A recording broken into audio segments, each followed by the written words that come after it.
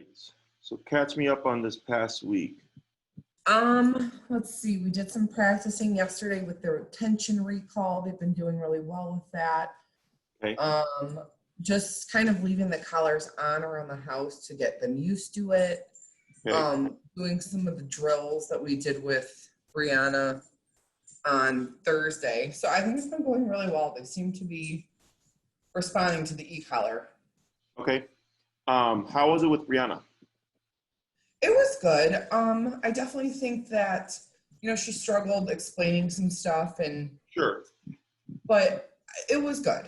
She was helpful. She answered our questions. She seemed a little nervous, but we liked it. Yeah. So Brianna's a really good, solid trainer. So what I can do here, because I know you guys are not available when I'm available, is I'll have her kind of be the in-person help at no extra cost. Okay. Nice. So it's free training because she's a really good trainer. She's trained a lot of dogs here. Sure. And she needs that experience, hence why she was nervous. And I got my other trainer, Enrique. So it's all part of the process. But you'll still be working with me so I can clarify the things that she may not know. If maybe there was a topic that she couldn't clarify for you, you'll still have these Zoom sessions with me. Sure. And it'll kind of help balance out. So you both get the in-person stuff, and then you also get, of course, my expertise. Good. That sound good? Yeah, that's great. Yeah, no, absolutely. I appreciate you letting me do that because it's tough because people are like, well, we want Jesse, and then it's like, they got to learn one way or another. So we appreciate it. Of course. Okay. So things that you may be struggling with. I think just getting used to one part of me wishes there was like 2 remotes because then Nick and I can both be working with them.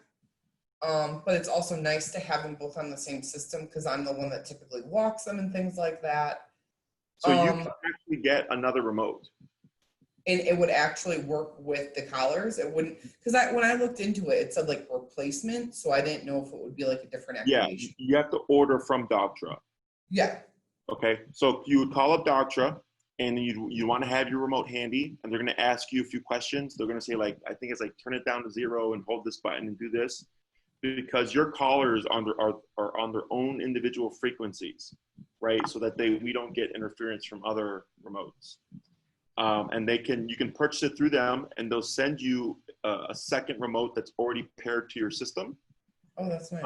I've had a few clients have, obviously 2 dogs, and then like if one person takes 1 dog, then the other person's left without anything type of thing. So you can totally do that. I've only ever had one instance where Dogtra screwed up and they mispaired things. They did end up resolving the issue. Yeah. But it did take them a little bit because the owners were trying to do training, but then also they had to like do some stuff with the collars. Like there was some snafu, but in most cases it's easy peasy. You call them up, you tell them I have this system, Dogtra 3500. And then the exact model, so they don't give you a different one. And then it'll all sync together and you can each have your own. Okay. We ordered the other system, not sure when it's going to be here, so we're just using this one for now. Did they do anything about like how do you say, exchanging it and stuff like that? Is it going to be easy peasy or? It should be easy peasy. The only problem is that we've been using this one now for a while, so they may not take it back. Sure. I would just keep it as clean as possible. Trying to. Yeah. And as long as the dogs don't roll on the ground and stuff, it's easy to clean. And you should be able to just send it off. I'm sure you guys aren't going to be the first people or have been the first people to do that. So hopefully it's not a problem. Yeah. If it is, let me know and I can see what I can do since I deal with e-collars all the time. Yeah. Potentially someone you may not get the full price for it, but if you don't want to lose anything on it, I can offload it to somebody or something like that. Okay. Okay. Yeah. No, it's good to know. Yeah. Okay. So anything else? I don't think so. I think we're at the point where they're kind of expecting or they're anticipating what's going to happen. So they're preemptively doing the behaviors that we want, which I guess is good. But like Maverick, particularly, because I think he's very smart, he knows. Like when we were doing the recall and stuff, he was sitting, he was waiting. As soon as I started to back up, he was already on it. Gotcha. Okay. So yes, that stuff is good. What we can do today is we'll use what we have indoors, and I'll show you how to, teach the dog to wait for your cue. Sorry. No, you're fine. To wait for your cue, because that is, part of the process. And the thing about remote collar is the more we teach, the more problems we create, okay? So it's all part of the process because the dog has to decipher that sensation, which really doesn't change other than intensity, and kind of decipher, like, am I supposed to put my butt down? Am I supposed to go to this bed? Am I supposed to run to you, right? So that's when, like, we start layering in the cues, and then it's really just practice and repetition, patience, because then they have to really hone in on, oh, she said place, I do this. She said sit, I do this, okay? Anything else? No, I think that's about it. Okay, so go ahead and let's start with, I know we don't, what you have there is fine. I'll have you show me how you've been doing the recall just with whatever space you have. Sure. And then, we'll make adjustments, okay? Okay. Any preference on which one we start with? Has anybody given you trouble between Bear and Maverick? No. Okay, then Bear's fine. Sit.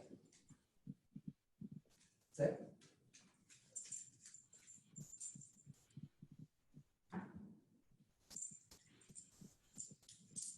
Okay. Can you bring it down just a little bit more? Okay.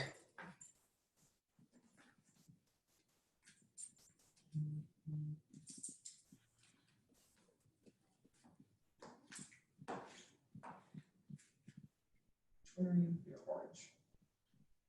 Bear, come.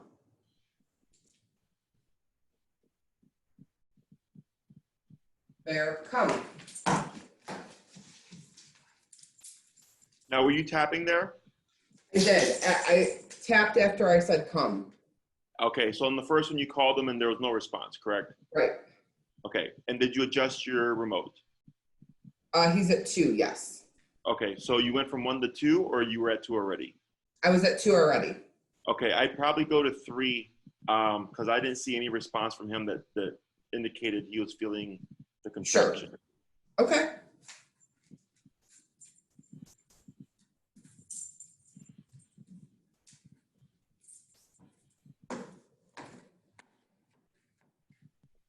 Bear, come.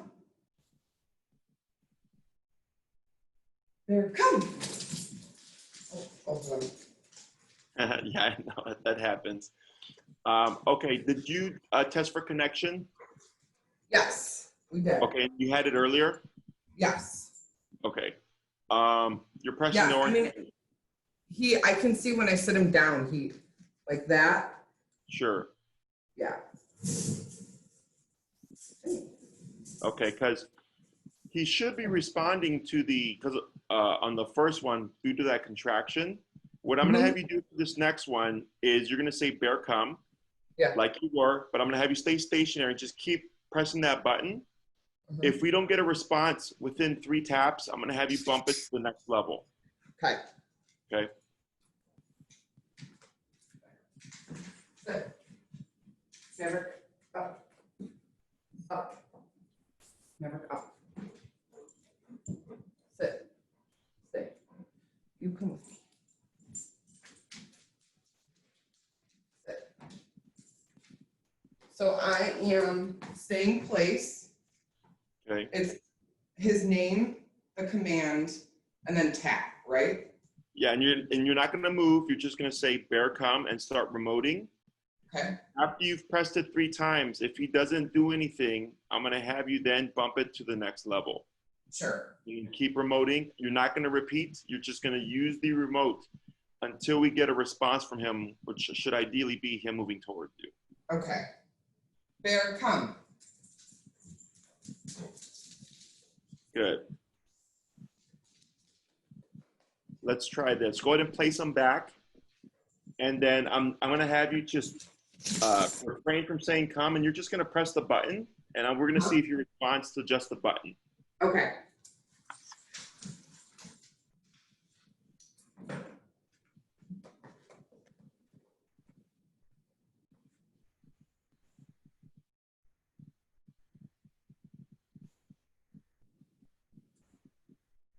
No response? No response. Okay, go ahead and bump it.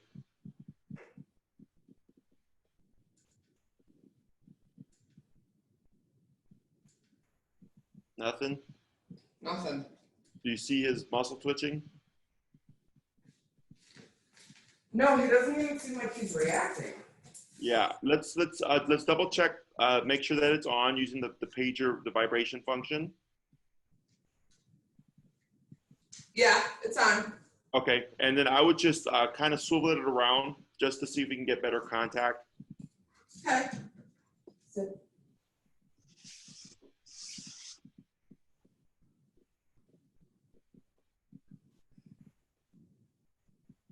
Okay.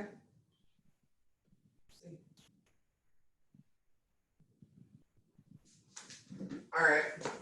And then go in and go back down to 1, and we're going to try that test again like we did last time where we get the connection level.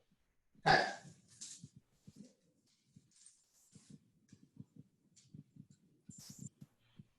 He responded. I didn't see anything move.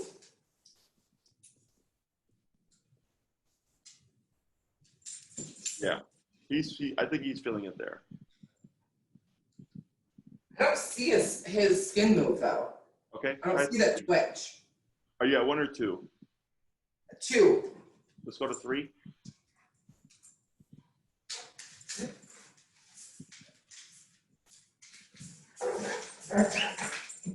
Yeah, he's feeling it. So that let's go back down to 2. I'm pretty sure he's feeling it on 2. Unless it's fitted a little bit loosely, which I don't think it is. It's holding onto the side. No, it's pretty tight. So this is one of the cons to a remote collar is just because they have that fur and that loose skin there, you may sometimes struggle with contact. As you get used to using it more, it's really just bumping it and going up higher until you make that connection. I'm just being a little bit more cautious because I know that system escalates faster.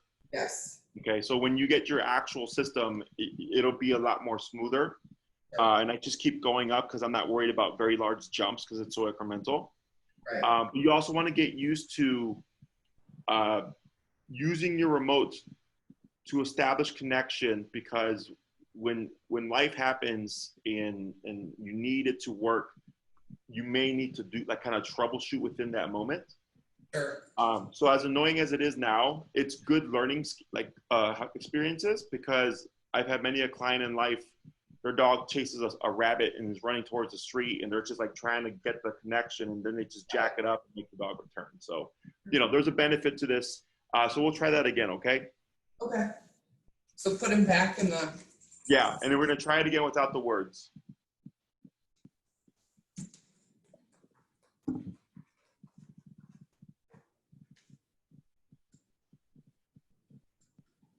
Oh yeah, I can see him flinch at 2. Okay, but he's not moving towards you, correct? Moving towards me. Let's go ahead and try 3.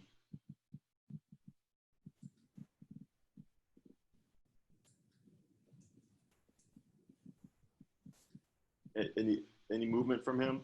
Nope. Is he like just twitching there? Yep. All right, let's try 4. Oh yeah, he's hardcore twitching. He does not like that. Okay, is he making any movement towards you? No, he laid down. Okay, so let's go ahead and go back to the leash. So the reason why I did that is because I wanted to see what Bear's concept or understanding of the remote is, and he's still not too sure. So when we do the recall, if I see that issue that you're having there, I refrain from using the word because Bear is responding to the word, not the remote. Right. So technically, when a dog creates that association. If we're out at the park and they can't hear me, if I remote them, their default should be to actually come to me, despite the fact that they can't hear me. Makes sense. So what we're going to do here is we're going to just take a step back. We're going to remove that verbal cue. Yep. And we're going to go back down to 3. Okay. And I'm going to have you position them like you did earlier, where you had them right next to that wall there, and you're going to keep the leash in your hand. And instead of saying bear come, you're just going to start remoting and applying a little bit of tension, directing bear towards you. Okay. Go ahead.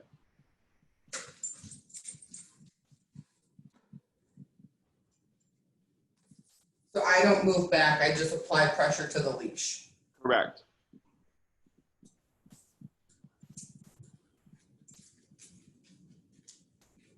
And lightly pull up. Tap until he sits. Did he put his butt down there?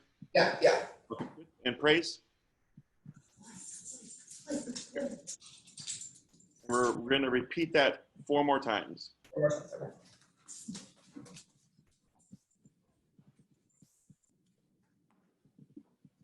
Oh, he started coming before I even did anything. So if that happens, what you'll do is you'll pull straight up on your leash to put pressure on his neck and then tap him until he puts his butt back.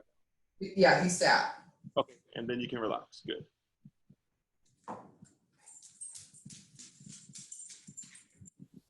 Good, and praise.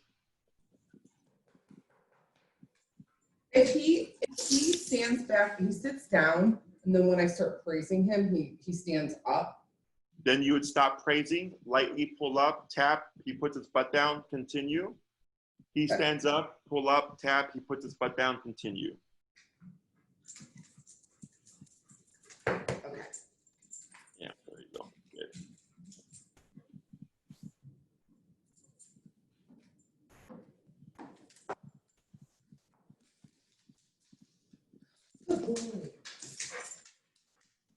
Good job.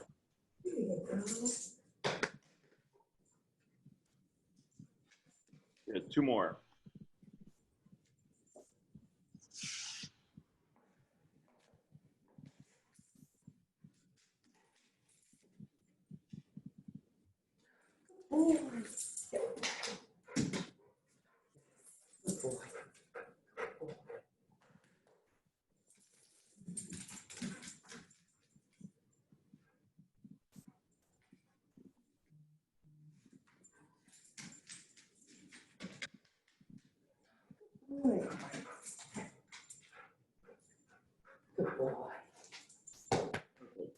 Okay. Now what we're going to do is we're going to do same thing, but instead of putting leash pressure, you're just going to stand back, still holding the leash, and you're going to just be tapping, and we're going to see if he will start to move towards you without the leash pressure.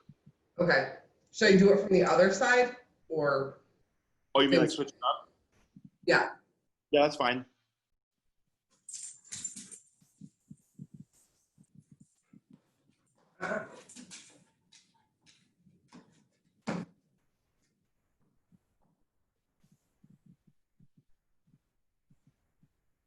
Nothing. Bump it.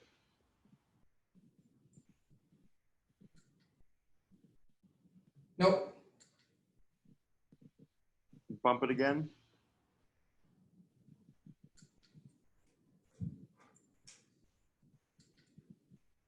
Nothing. Is he twitching? Yes. There he goes.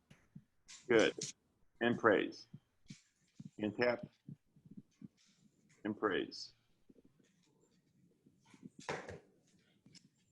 Good. So right there, you went to what, 5? Yeah. Okay. So what we're doing here is when the previous 5 that you did was to teach the concept of when you feel this, come to me with no words. Mm-hmm. And then we remove the pressure, because then with the pressure, it's very easy. As we remove that, and it's like, okay, now figure it out with only the contraction. So then the brain kind of locks up. So then we just keep bumping it until eventually it becomes to a point where it's uncomfortable, and he's thinking, okay, I don't like this. How do I shut this down? And then he kind of thinks back to like, well, earlier I did this and that's what worked. And that's where he was able to get at the very end. Does that make sense? Yes. Okay, so we're going to keep doing this, and we're going to keep resetting back to that 2. and we're going to escalate it like we just did on that last one. And ideally, we want to start seeing them respond to the lower numbers without us having to bump it up. Sure. Okay.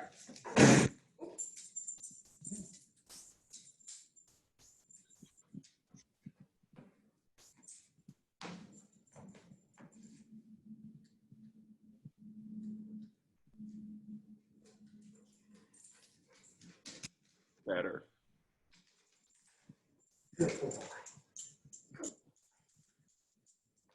That was a 2. Good. Very good.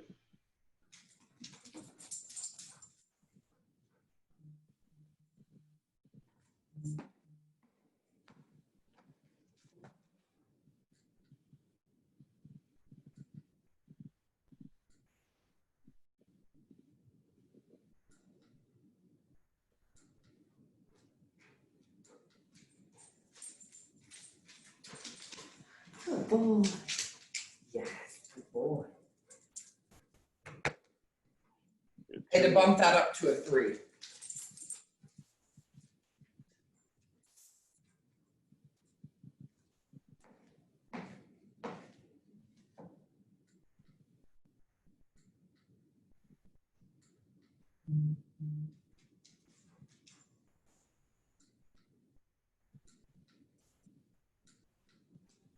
There you go.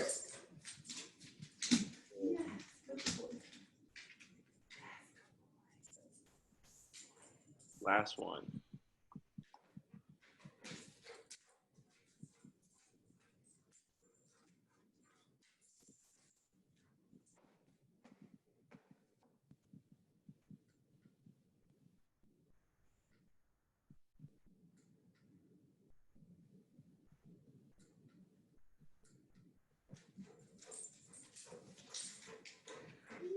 Good boy. Yeah. Okay. Very good. So do you see that kind of transition there? Yes. Okay. So for the place command, we had a release word. What was your release word? Free. Free? Okay. So what we're going to do here is you're going to say we're going to incorporate the word. I think it's still maybe a little bit too early, but we'll see. Okay. Is you're going to say bear come. You're going to remain stationary, okay, which is not how I typically teach this.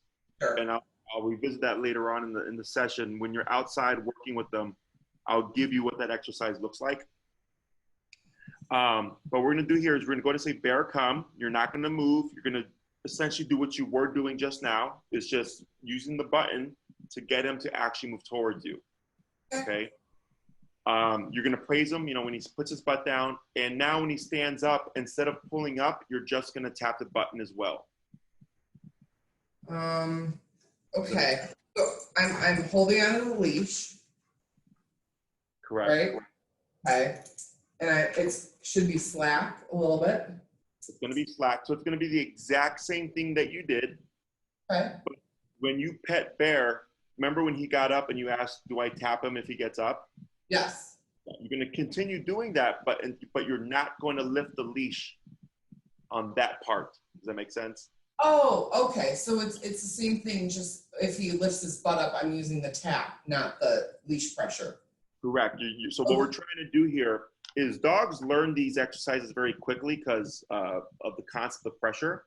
Yeah.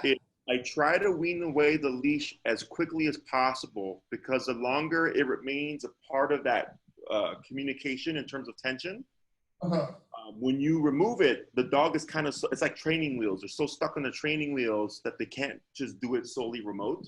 Sure. So once I see the dog has good concept, I start to wean away the leash and use the remote because when he's off leash, that's all you're going to have. Makes sense. So I'm also like training you to become more reliant on the e-collar because people are so used to the leash that when the dog takes off, they try to grab them or they try to grab the leash as opposed to jumping to their e-collar. Okay? Yes. So we're going to do that. And then at the very end, once you praise them, you're going to pause for a moment and then you're going to cue the word free. Okay. Okay. So for the recall or come command, Most people kind of struggle with, hey, I'm at the dog park, I call my dog, they come back, but then they run back to playing with the dogs. Yeah. And the way I teach recall is when I call you, you get your butt over here and you put it down, and I want the dog right next to me within a 2 to 3 foot radius. So right next to me, I don't care where, just next to me. Mm-hmm.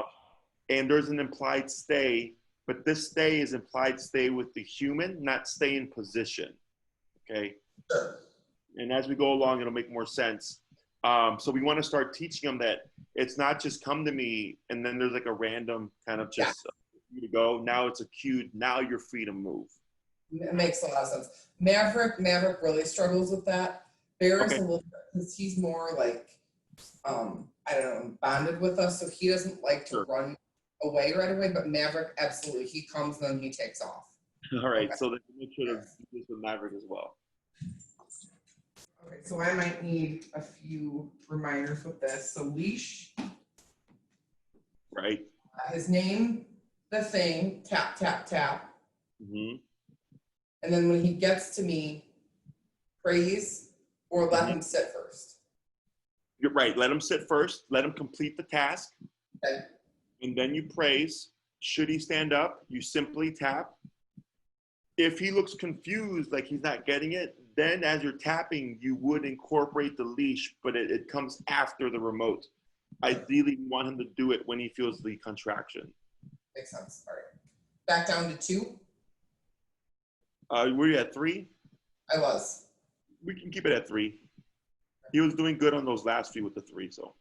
Okay. Bear, come. Good.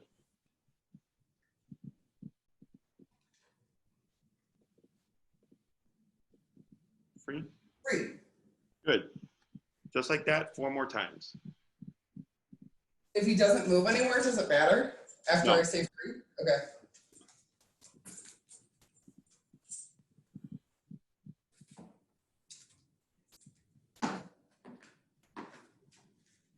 Bear, come. Yes, good boy. Good boy. Good boy. Freedom. Good. And let's say when you call him, if you see him moving to you very quickly, like before you get to press the button, still press the button. Oh, yes, yes.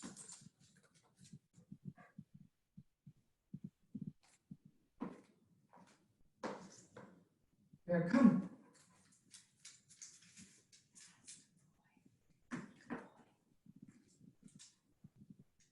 Freedom. More.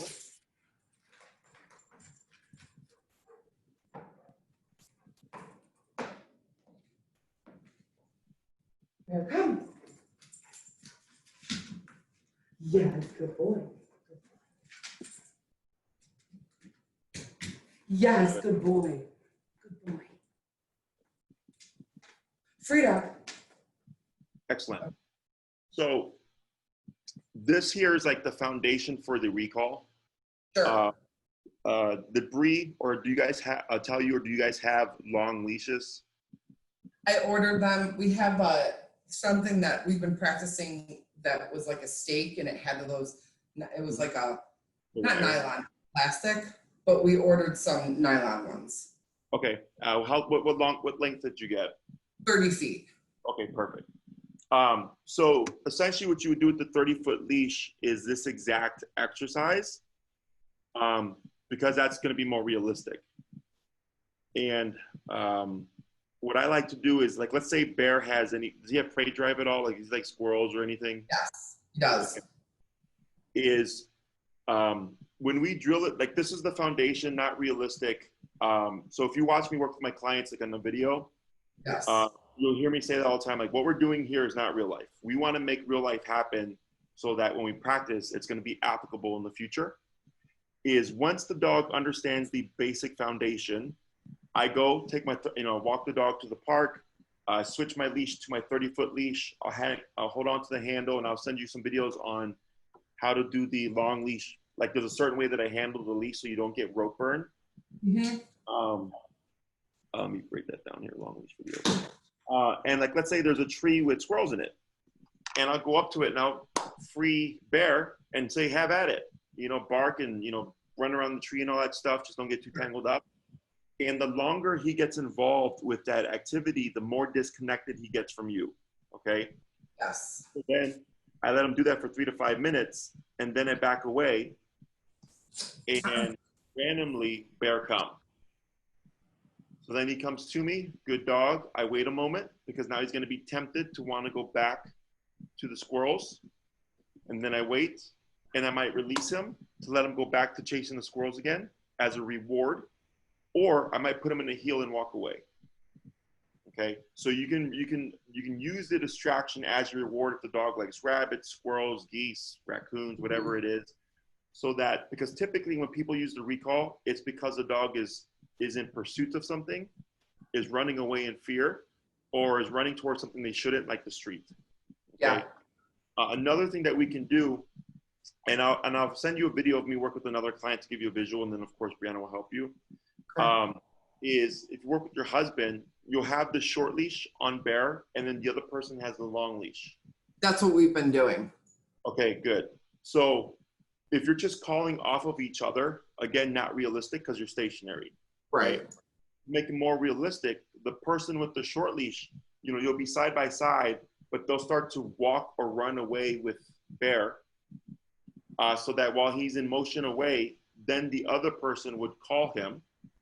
And there's going to be a confusion there because he's going to think, I keep moving with this person. Does that make sense? Sure. Yeah. So you might see him attaching to whoever has him. So it's important that they drop the leash and they just keep moving away, because at some point he's going to hit tension and it'll help direct him. So then ideally, when you call him, he should be breaking away as the person's moving away without any issues. Okay? Mm-hmm. So let's go ahead. We'll do the same thing here, but we'll switch over to Maverick. Okay. I do have a question, because it's something that we've been talking about a lot, is that, you know, we're taking them up with us to the cabin this weekend, and I don't want to let them off leash. I don't think that they're ready, even though we're going to be using the e-collars, and it's our family cabin, and we have like a good size area. How do we work with them to stay in the areas that they're supposed to? Okay. So you want to create a perimeter, essentially, right? That's what I thought too, of getting like you know, those little flags that they sell for like the invisible and giving them a visual. Sure. Does that make sense? Or yeah, you can flags. I know they do that with like the e-collar fence and stuff. But dogs are really good about depth perception and boundaries. Okay.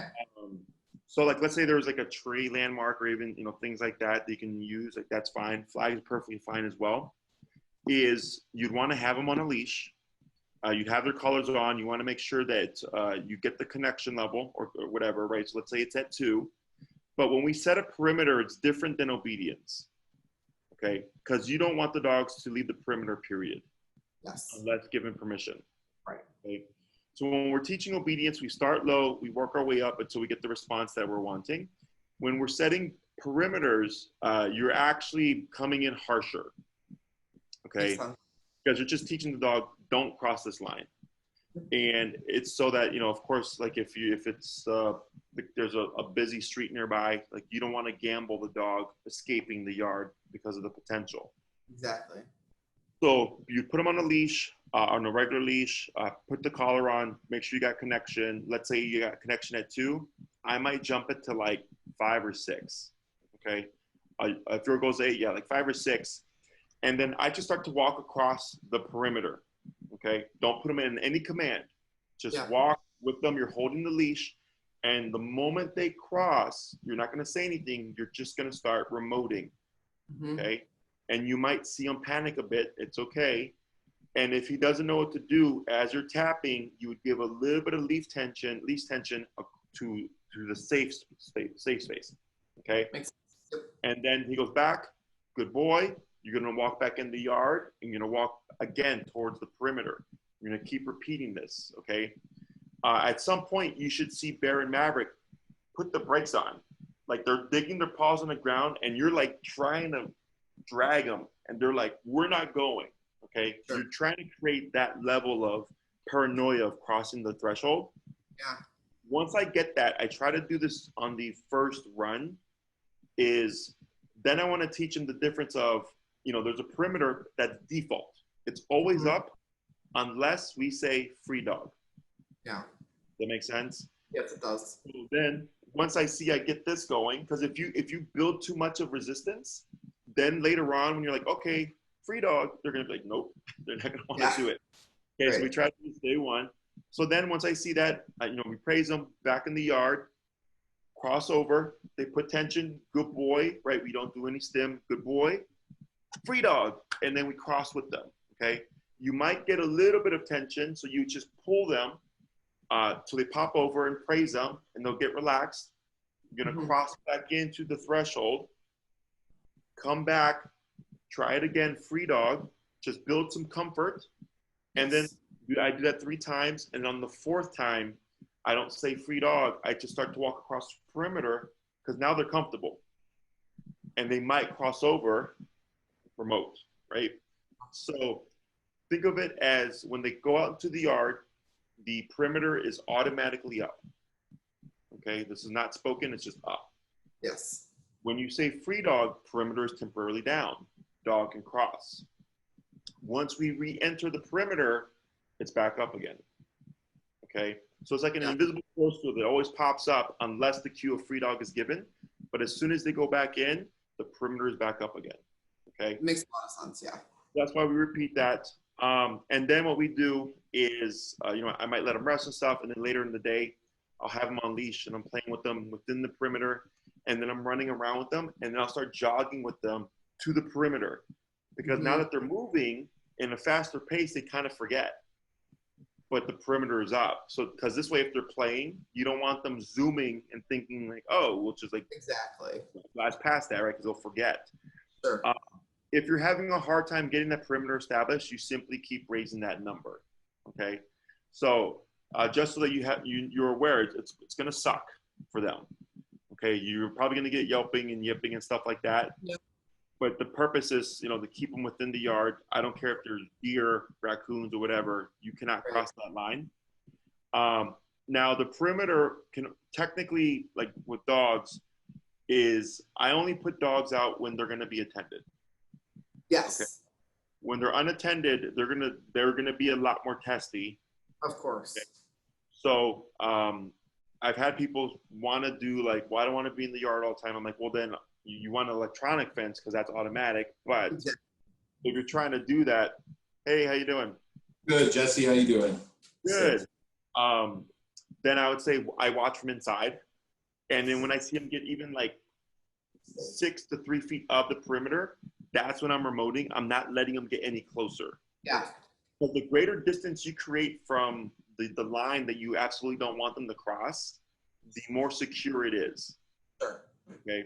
Because in terms of electronic fences, like I've seen dogs blaze past them because they learned that if they I knew a husky that would charge full speed and jump, and he'd be in the air and he'd get hit, but then he'd be home free. Yeah. We learned that system. When we do it ourselves, it's a bit more refined because you can put a lot of pressure on them. And I'm doing like tap, tap, tap, tap, tap, tap, because I want them to run their butt back inside the perimeter. Right. That makes it very secure. Yeah, they will not be unattended. It would always be with us. I mean, what is your opinion then on us doing this? I mean, do you think at this point? I think it's fine. Yeah, for sure. My only problem is, again, when people leave their dogs unattended. Like, even if I have a fenced yard, I don't do that because people steal dogs. So that's just, how do you say, my mentality on it. Sure. But I have no problem with that. Like, because if you want to be in the yard, maybe you're grilling and barbecuing and things like that, your attention's not going to be fully on the dogs. Right. So having that perimeter is an extra precaution of like, hey, if they see something and we're distracted, we're not worried because we know we've done this precautionary measure to prevent them from taking off without us noticing. Okay. Okay. So I'm all for it. And then we don't need an actual visual, more just landmarks that we can show them. Like, here's a tree, don't go past this tree, or here's a gravel road, don't even go near this. Yeah, More like things like that. Like, you know, if it were to go from grass to sidewalk, or like grass, excuse me, and curb, right? Yes. So like, let's say you did 6 feet from the curb back, right? Because you, let's say if curbs are typically by streets, so I want even bigger distance, because if it's just the curb, then it's an easy hop over, right? But I create more distance from the curb itself, and then the dog will recognize curb, stay 6 feet up curb. Okay, they're really good with that stuff. It's humans that are bad with it. Okay, that makes a lot of sense. Sure. All right, so I'm gonna let Nick practice with Maverick because I work with Bear, so. Yeah, absolutely. Okay, what am I doing? We're doing some recall stuff, so put the leash on. Okay. Oh, here, I got it.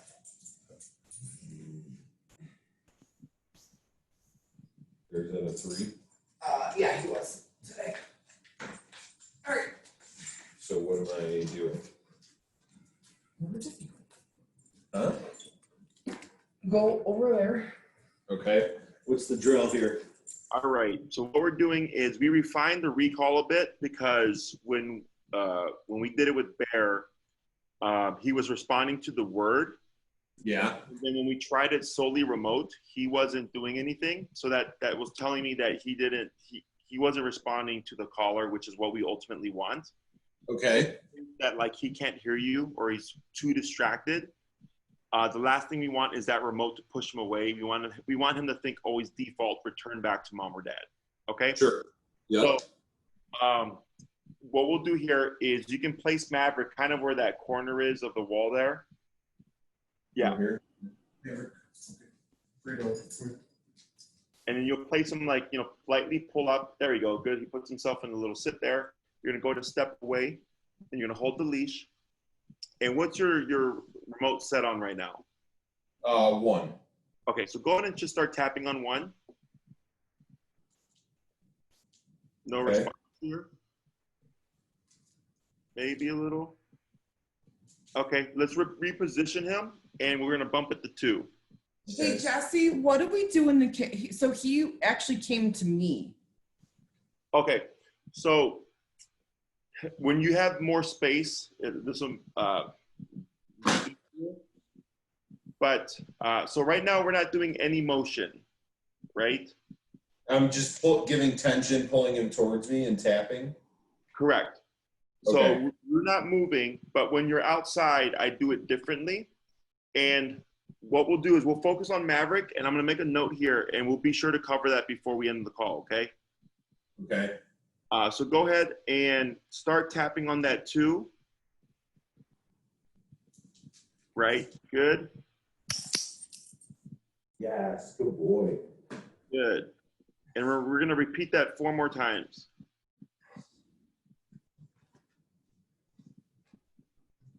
Freedom.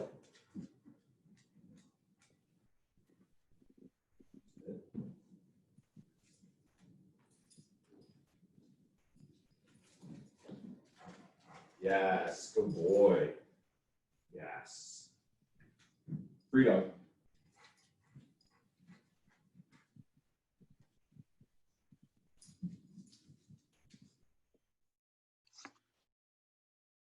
All right, we're back. Come. Okay.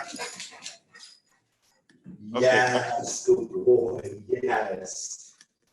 Okay, there we go. How's it go so far? Freedom. Pretty good. Yeah. Okay. And you're still using the leash pressure, right? Right there? What's that? You're using the leash pressure? Yes, like the tension you mean? Yes. Okay. So what we're going to do here is we're going to do same exercise. You're going to set Maverick over to the side. But instead of saying putting leash pressure, you're actually just going to use the remote. Okay. Anything, we're going to see if Maverick starts to move to you, okay? Okay, should I drop the leash or should I still keep it in your hand? Okay.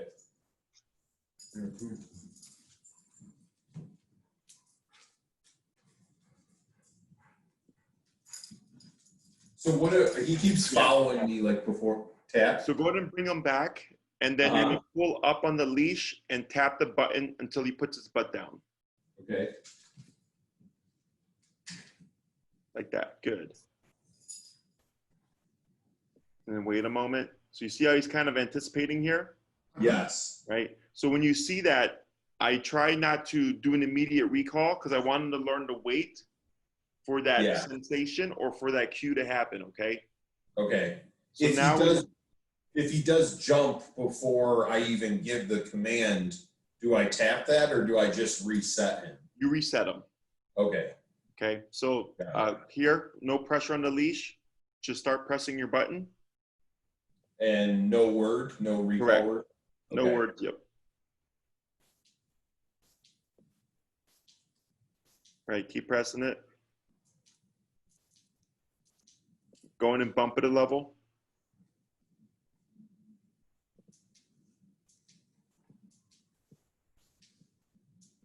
Yep, keep pressing. Keep pressing. There. Get him to me? Yeah, so did he go towards Heather or to you? Towards To Heather. me. Okay, that's fine. Good. Yes. And wait. Boy. Yes. Good. We're going to repeat that 4 more times. Okay.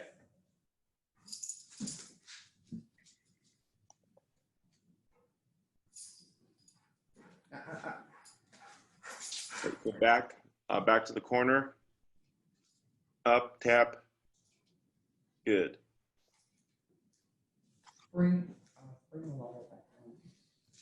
Right, lead them back. Tap, tap, tap, tap, tap. Good.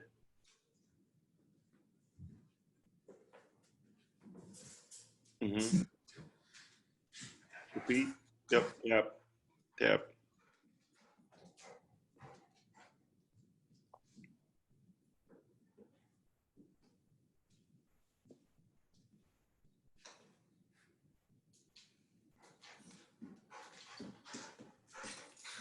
Yes. Good boy. Yes. Good. 3 more. Is that me? I got it.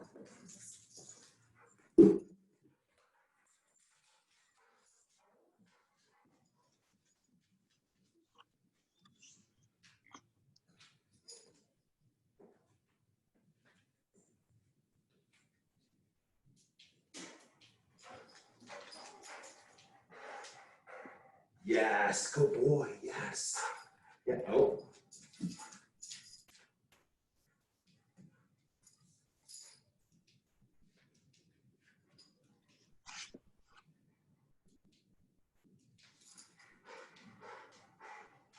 Yes. Good boy. Yes. Sorry, I don't know if you saw that off camera, but he wasn't sitting. Okay, that's fine. So I was tapping him until because he came to me, I gave him praise, but then Heather said you guys are working on if he lifts up, he lifted back up into like a stand. Correct. And so I was tapping him until he sat back down. Correct. Free dog.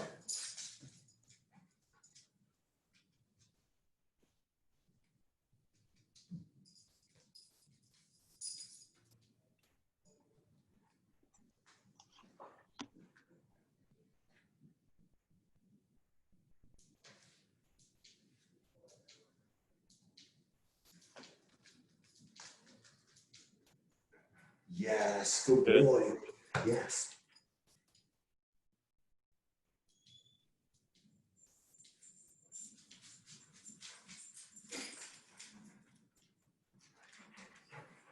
Yes, good boy. Yes. All right, I think that was 3. I'll do 1 more. Free dog.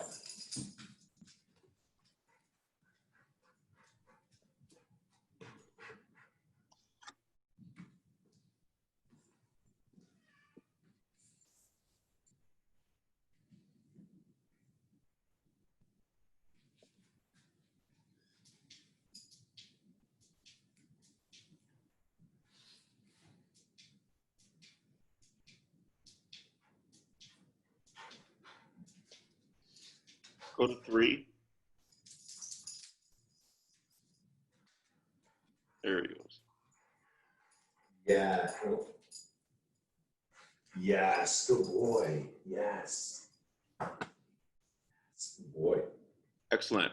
So what we're going All to right. do here is same exercise, except now you're going to issue the word Maverick come. Okay. Then you'll start tapping, no leash pressure, and you'll continue everything like you were, except you're giving that cue first. Okay, got it. Free dog.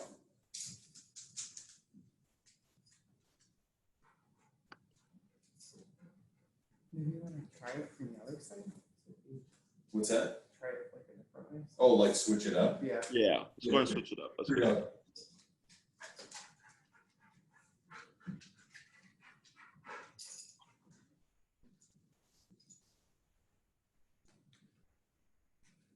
Maverick, come. Yes, good boy. Yes. Yes, good boy.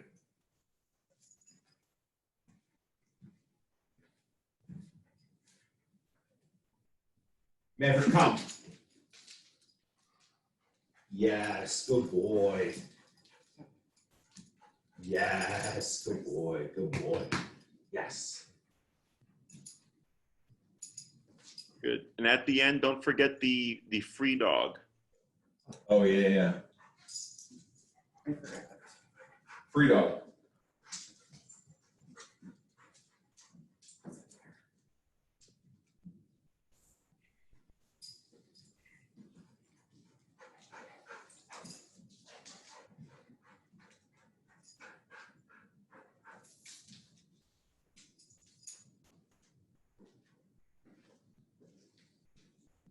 Maverick, come. Yes, good boy. And are you remoting on each of those commands, Nick? Yes. Yeah, I'm giving, I get about like 2 taps in before he's at my, like at, in front of me. Okay, good. Let's try a couple more. Okay. Free dog.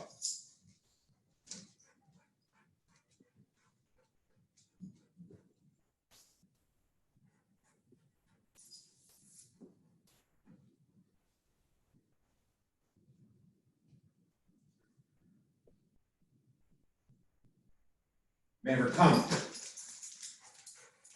Yes, good boy. Yes. Good boy. Yes. Excellent. Free dog. You can go ahead and rotate your camera, Oh, sure. and we'll talk about how you're going to apply this, okay? Okay.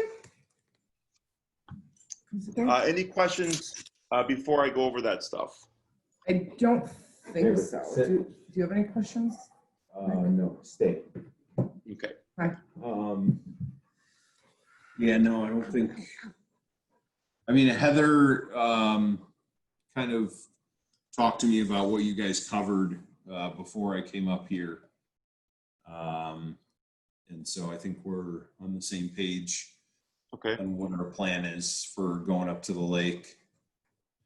And it should be fairly easy because there's some natural, you know, there's some natural perimeters, like there's a tree line in between the houses. Sure.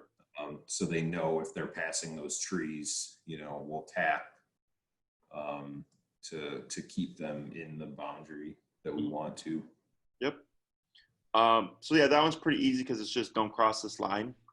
For the recall stuff, just to reiterate, you know, short leash obviously is not realistic. They're going to be at a distance. So when those long lines come in, you want to make sure you pack those. In this stage, you always want to have the leash in your hand. Okay. Because there's a number of things that I'm looking for. One of them is when we move more to proofing, what I'll do is I'll jack the collar up very high, and I won't say anything. I'll just randomly remote the dog because it's going to make them panic. They're going to freak out. Okay. The reason why I do this is because I have controlled context. Dogs on a long leash, they can't go anywhere. But in life, should something happen, you know, 4th of July is coming, you know, a lot of dogs hate fireworks, is that if they run off and I have to jack it up to override the fear, because I'm now making them more scared of running away of the object than they are of the object. I want to know that I've already done that before. And that's why we call it proofing, because then in the case of an emergency, you know, it's not about obedience. It's about the dog running for their life. Right. And I've had many clients have to jump to 127 continuous to get their dog back. Okay. So that's down the line. But in this phase, the reason why I asked, are you remoting every time you call them, is because at some point you may create confusion. Right. So if you call Bear and let's say he responds and you tap him too late, so you tap him after he's responded, what do you think he might do? Run away. Yes, because you gave a command, he responded, and then a negative kicked in afterwards. So then he thinks, whoa, maybe that wasn't right. And they start to run off. So every time you call them, when you do this, you're setting yourself up for the opportunity to be late. And we want him to learn that at any point, should he feel the tap, it always means to return to us. Okay. And I do this every single time. I don't care if the dog is like that on the return, because you're trying to force the mistake. Okay. I'm going to send you a couple of videos that will cover long leash handling and how I hold the leash to prevent rope burn. Sure. That'd be great. We want to utilize our environment to the best of our ability. So like if there's squirrels and stuff, you know, before you let them free, I would be within 30 feet so that this way he doesn't take us down with them, right? And then again, let him be a dog. I don't care if the dogs chase squirrels and rabbits and stuff like that. I just want to know that when I call you, you're going to come back, okay? Right. So we can use life's distractions for rewards as well, because then I can go, free dog, go have at it again, buddy, right? I would recommend you work with one dog at a time, make it easier on yourselves.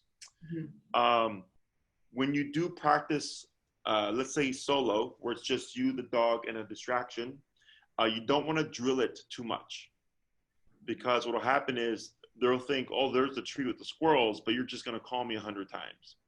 Right. So I might go for 30 minutes with the dog on the long leash, and I'm holding onto the long leash, just walking around. If it's empty and you're comfortable enough and you want to let it drag, that's fine. But when you're ready to give that command, make sure you have it. Okay. So that this way, if the dog gets confused and starts to move away, he's going to hit tension, which will help bring him to you. Okay. So inside, we were being stationary because I had to adapt the exercise. And I wanted to make it very obvious to you that they were responding due to the remote. So we made everything stagnant. There was no words, there was no movement, there was no leash pressure after we conditioned it. And then we start to see, yes, when they felt the contraction, they start to move towards us, okay? Outside, it's gonna be similar. So think about like you're gonna reset to what we did today, but you're gonna do it with the long leash.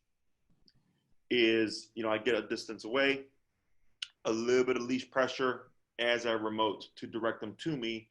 But what we're gonna do then is, as you're tapping, when the dog shifts and starts to move towards you, you would stop tapping and you're gonna walk backwards, okay? At least 3 steps, more is fine, not too many, because then you're just gonna keep walking away from your dog. But the reason for this is we wanna teach them when they're moving away and they feel that when they turn and start moving towards you, that's what you're wanting, so that's when the pressure turns off, okay? The movement back is to give them something to attach to, okay? So, because there's gonna be more in the environment, squirrels, people, things like that you wanna differentiate yourself. So you always wanna be facing your dog, but reversing, okay? Should the dog run past you, you're gonna pivot to face the dog, right? So now you're seeing them again, and then you would start remoting and moving away again. Okay, so if the dog came to me and ran that way, I would turn to face them, start remoting, and move this way. Okay, so it's kind of coordinated, but you just want to remember, always facing, moving away from, okay? Until the dog, Bear or Maverick, arrives to our immediate space. If they land 3 feet away, I do not walk to the dog. I would turn to face them, start tapping, and move back, okay? Because what happens is if you accept this, in the future, it becomes that, and they'll slow down and they'll just pick back up again. So let's just like kind of check in and go. I want them to be close to me, and something you'll even get it where they like run between your legs and stuff. Like I want that close. When you get that level of recall, less likely that they're going to prematurely leave to whatever you call them away from, squirrels, dogs, whatever. Also, how do you say, the implied stay with the body, which we'll cover in a separate lesson. But technically, if you call them and you were to move a couple of steps, they should just automatically follow you with no words. Okay. And then when you come to a stop, they should put their butt down. It doesn't have to be like a heel or anything like that. They just need to move with you so that they're like your shadow. Okay. It's like an extra layer that I put in to cement the fact that when I call you, you don't leave my side until I give you permission. Questions? So I get these concepts, but attaching this to when we go up north and they're in that perimeter, should we not be using recall then if they're not on a leash? Like, how does that work then to have both of those? So think of the perimeter, like, let's say you set it and it's like a 50-foot radius, right? You have your perimeter. I'm not worried about the dogs escaping, right? But let's say we go out of that perimeter and we want to have them off leash, right? And one of them's wandering too far, and I don't know, you see a deer and you're like, well, I don't want them to take off after that deer, right? There's actually a number of approaches here. I could recall the dog, but that means come all the way to me. Or I could also just give a tap, and what it'll tell the dog is too far, and they'll come in closer without coming all the way towards me. Okay, so the recall is really being used for like if you're at the dog park and you're going to leave, if they're off leash and you need to leash them up, so you got to call them back so you can put the leash on them. If they're running towards something dangerous, if they're in fear mode or whatever, that's where the recall comes into play. When you're in your yard, when you're at this stage, I would recommend still, if you're going to do recall, if you don't want to leash them up, I just go grab them. Okay, because what potentially could happen is I call them no leash, they're still in learning phase. I start remoting them, they don't know what to do. I start to jack it up, and then they're like, do I run? Right? And then you have the perimeter problem, right? Because if a dog's in flight mode, like let's say they're in the yard and something blew up, yeah, the perimeter's there, but they're most likely going to think, screw the perimeter, I'm going to try to see if I can get home free. Because I'm scared of that, right? So that's where there's going to be conflicting messages. Exactly. If you had a fenced yard, I would say you could, kind of jump the gun and skip the leash part because you're not worried about them running away. Because that's the primary concern, and that's why we use the long leash. And there's phases. So it goes from long leash to long leash dragging to no leash enclosed area to no leash unenclosed area. Okay, so there's steps to this because the more you practice, the more you're allowing yourselves to come into a situation that's realistic, right? So that's why I tell people, go to the park, let the leash drag, let your dog be a dog, because that's what you're practicing for. And should something happen, that's real life training, and recall is the one command that takes people the longest because it requires you to go somewhere that has space and ideally distractions, right? Whereas leash walking is easy because you walk your dogs every day, right? Sit down, stay, all that stuff is easy because you can do it in your home. But recall is the longest command for training, okay? So if anything, if you take them out and you want them to enjoy off-leash freedom, and it's not like too, shrubbery or whatever, like, trees, let the leashes drag. You have a 30-foot leash.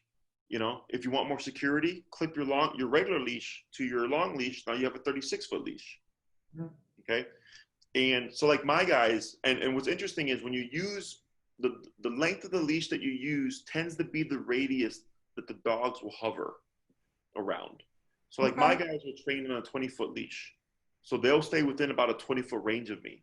So when they're off leash, they're being dogs, but they're staying within a bubble, And my theory is because since every time we call them, it's always at that 20 or 30 foot distance, they just, again, remember, dogs are really good with depth, that they start to remember, like, hey, like every time my owner calls me, it's usually this distance, so I'm going to stay within it to avoid that from happening. Makes sense. Okay. And then, you know, if they get a little too far and I don't need them to come back, then I do low level tap to tell them, hey, bud, too far. And they'll come in closer, but they'll still be doing their doggy thing. Okay.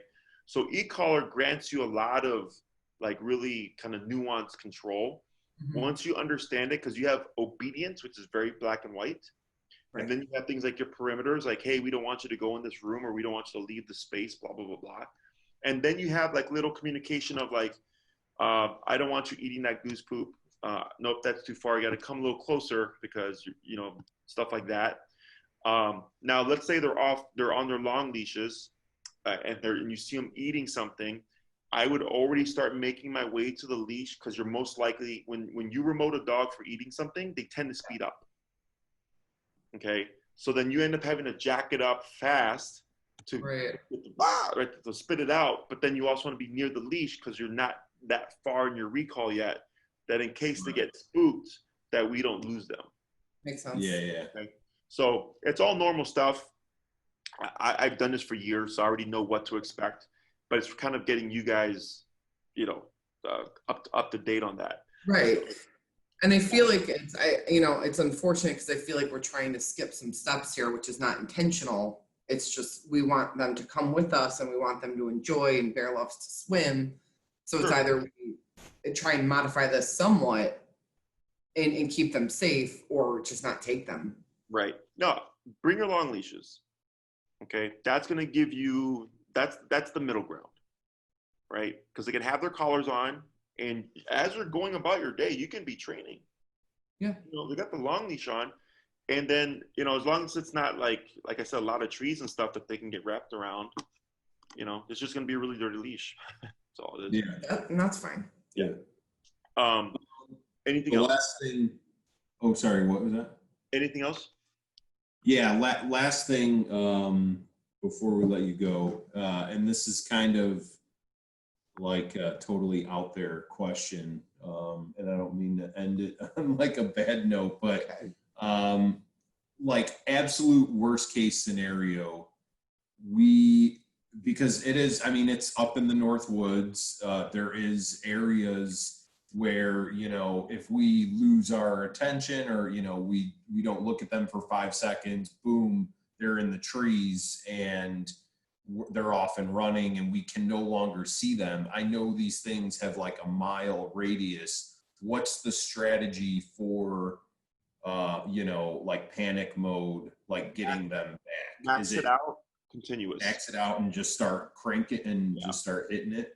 Yeah, and hold it down. At the same time, recall I would actually start moving towards them, because since you're higher, you're potentially pushing them away. So you're trying to close it, because continuous will literally freeze a dog in place. Okay, because it's so strong that they tend to spin, which allows me, like, I can hear them because they're streaking, and they should be stationary for the most part. You know, there's exceptions that allows me to close that gap, so I can be closer. Ideally, and I've had people do this even before we got to recall, because shit happened, and they're like, Jesse, at 127 continuous, my dog shrieked, but it came back. And I'm like, yeah, like it's an emergency. That's all you can do. Right. Okay. I have a call right now, guys, because we had to. Yeah, of course. If you have any questions, shoot me an email, and I'll get you those videos. Okay, perfect. Thank you so much, Jesse. Take care.